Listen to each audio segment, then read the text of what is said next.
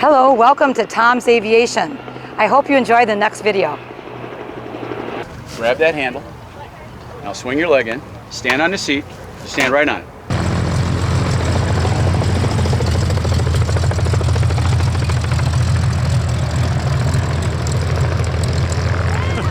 He put the smoke on for us. There it goes.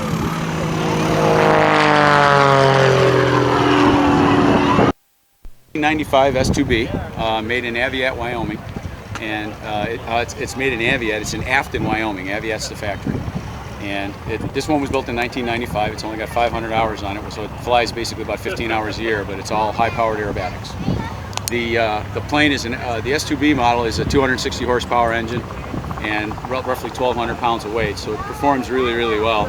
It still is pretty much the backbone of aviation as far as aerobatics goes.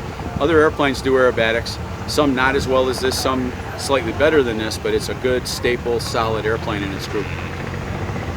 Let's talk more about aerobatics. What kind of aerobatics can you do in this plane? I basically do everything. The airplane's capable of all the known maneuvers. Tumbles, it'll do tail slides, it'll do every roll imaginable, loops, everything. Slow flight, stops in the air, you can back it up in the air if you go vertical. Okay. It's capable of pretty much everything. And what have you added to the plane? This one's been modified with a racing exhaust system that gives me a little bit more horsepower, more effective horsepower. I've got a high-performance 3-bladed propeller on it, which gives me more effective thrust. I've got some electrical modifications in the airplane, some fuel modifications in the airplane. Everything I've done to this has made it safer and more robust. It literally is turnkey. I very seldom have anything to do to it during the normal flying season. I down it for the winter for about 3 months. I take it apart, I inspect everything, clean, lubricate, and put it back together and get it ready for the summer. And in the summer I have nothing to do. Yeah, and I noticed you have Betty Boop on your plane. Tell us the story about that. Well, when you're a young man watching cartoons, I was born in the 50s, so you were watching cartoons and they're all black and white. Young men have an affinity for Betty Boop because she's rather provocative. Yeah. But you don't realize why you have an affinity for Betty Boop until you're 16 or 17, and suddenly it hits you that, wow, now I know why I like Betty Boop. So I kind of did Betty Boop on a lot of my airplanes. The previous airplane to this was named Pure Sex, and it had Betty Boop on the front, and that turned a lot of heads. And my Warbird, when I had it, that name of that airplane was one word, somewhat a bitch, and it had Betty Boop. And the name was so that when someone called my house and my wife said I wasn't home, they're like, "Where's he at?" And she goes, "He's out with some other bitch again." So it was SUMUDDABITCH. So I took it to Oshkosh the first year after I finished the airplane, and there was a line of people waiting to take photographs with that logo. So it was really kind of funny. So it's kind of a running joke. So when I got this airplane, I wanted to come up with something else. So the Just Do Me concept came up with Betty Boop, and we all know that there's a suggestion in that. So it's Betty Boop, she's sexy, and it's Just Do Me, but it's about the airplane. The airplane is aerobatics, high powered, so the Just Do Me fits. And ironically, my partner Mike, who I share the airplane with, I'm Doug, he's Mike, so the number says DM, Do Me is DM, so everything goes together. Yeah. Right? It all kind of goes together. And let's talk about your career. I've been in corporate aviation my whole life. I've been an airplane fan since I was 3 or 4 years old. I've got pictures of me when I was a kid, and I had birthday cakes with runways and airplanes, and all my toys were airplanes. So it's a natural progression. I got into it when I was really young. I was 14. I started flying with the Army as a Boy Scout, Explorer Scout, and they really brought me into it deep. And I bought my first pits in 1979 when I was 21. I was still using my mom's car, and I owned my own airplane. Nice. So that worked out really well. So you're popular with the women? No, not necessarily. I'm married, happily married. I've got a great wife, and I have my other girlfriend right here. Right. So anyway, so then I went to college to be an aircraft technician, and I was always a pilot as well. So I've stayed in aircraft tech, being an aircraft mechanic, or we call them engineers. And I stayed in that my whole life, which is really my main forte. Flying came just because I was always interested in it.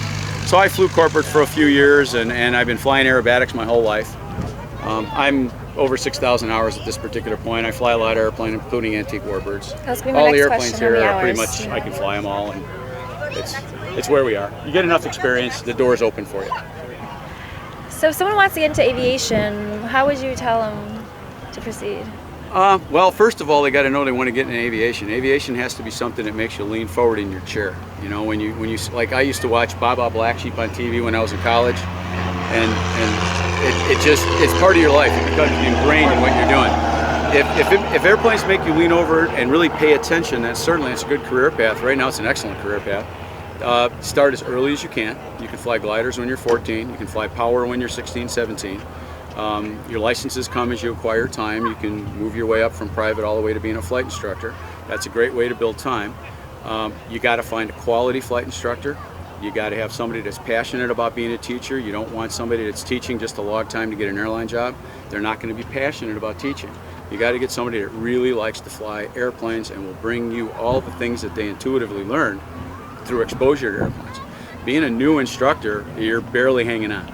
And being an advanced instructor, you start to recognize the error that the young instructors propagate through the industry, and then you've got a lot of error correction you have to do. I get people coming to me in this airplane, and they can barely fly it, yet they're commercially rated. And this airplane will literally eat them up. And there's no reason for that except to say that they didn't get deep enough into it, and they weren't shared the necessary knowledge. My first pit special was so long ago that I actually taught myself to fly it. It had one seat, and I had 170 hours, and it was probably the craziest thing I ever attempted in my life. And I look back at it, and I'm amazed I didn't die.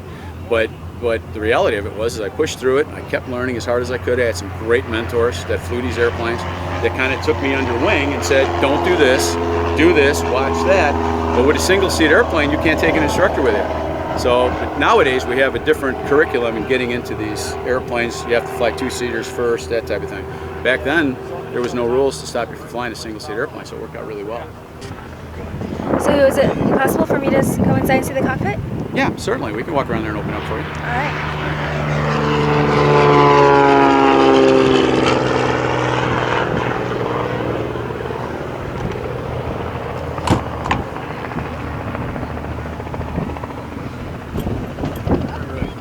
So what are we looking at? This is the cockpit area. The pilot in command, called the PIC, there's the acronym, flies from the back in this airplane. The passenger sits in the front. Sometimes passengers are a little apprehensive about that because they think the pilot's supposed to sit in the front, but they actually don't. When you fly by yourself, you sit in the back. It's for weight and balance on the airplane. The airplane's capable of, it's really comfortable in there. It's a little bit like a racing car. You fit very snug, but you're held in by lots of seat belts, and you're wearing a parachute the whole time you're in there. There's controls in the front and the back, so it can be flown from either seat, but typically the pilot in command sits in the back. When I teach, sometimes I teach from the back, depending if the pilot wants to fly a single-seat version of this, which makes this more realistic. But if they're looking to fly this airplane, I sit in the front and they sit back here with all the controls. If you notice, the dashboards they're not identically equipped, because this is the business side, that's the passenger side, but it's got just enough to know what's going on with the engine and the altitude. And in the back here, we also have a glass floor, which aids when we're doing aerobatics. It aids to our situational awareness. We know which way we're pointed. Yeah. And when you're landing, you can see the center line of the runway going by too, so that kind of tells you you're in the middle. So that helps too.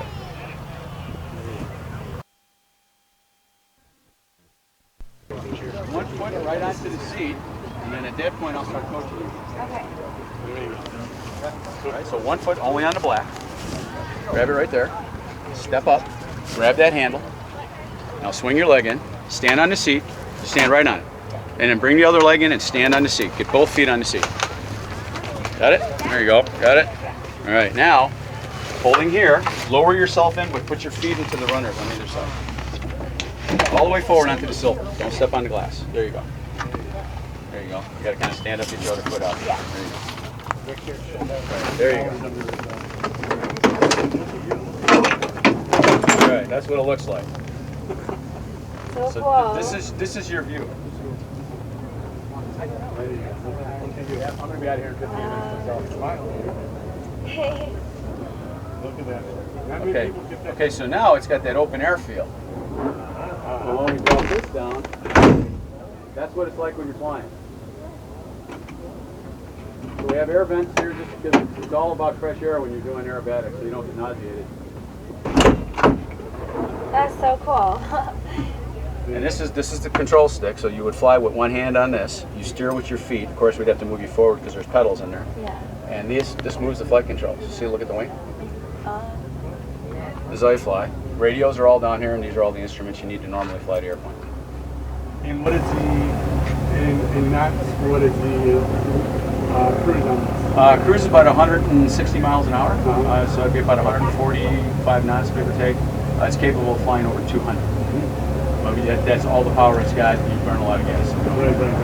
And what's the TBO? Time between overhauls on an aerobatic engine runs about 1,500 hours, give or take how you take care of it. Cylinders get hot, you'll probably change them early, but the engine cores are really robust nowadays. It's a great engine.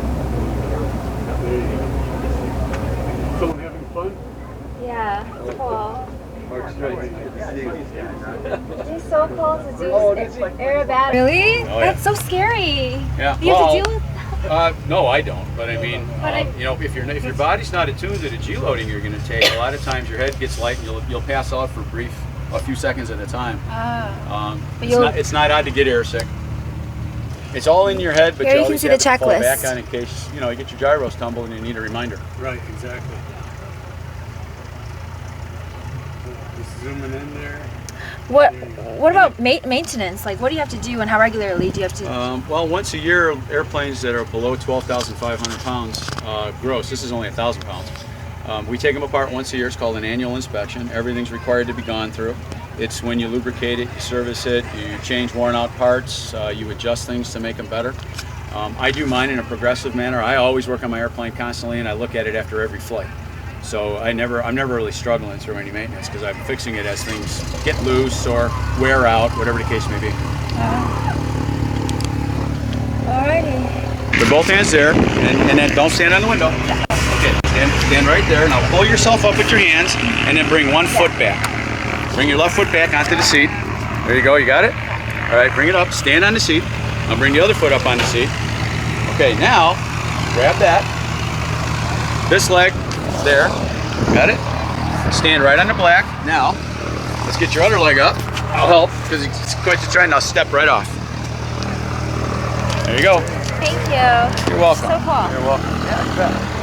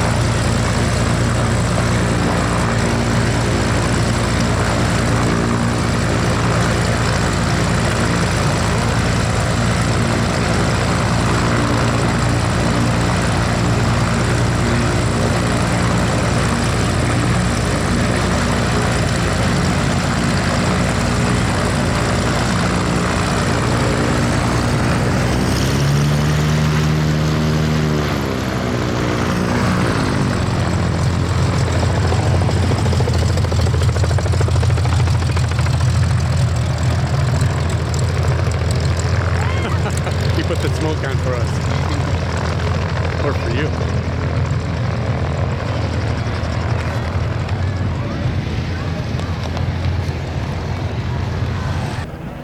Well, Doug, thank you very much. My Appreciate pleasure. your time. My pleasure. And don't forget to comment, like, subscribe, and share our videos. Okay, so now next. There it goes.